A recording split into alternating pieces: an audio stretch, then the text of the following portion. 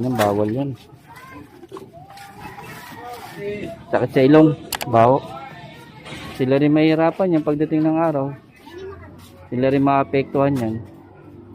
Sila rin magsasuffer yan pagdating ng araw. Ano, may nakatap na CR dyan na kubeta. Eto mo, iba yung amoy, yung baho. Sobrang baho. Yung kulay niya, no, iba, oh.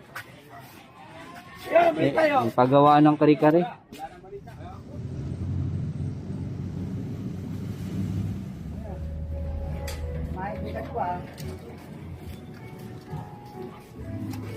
Ay, lako.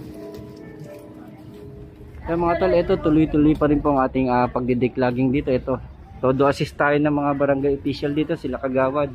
Dito sa barangay 39, zone 3. Yan. Dito pa rin tayo sa may Mabuhay Street, mga tol.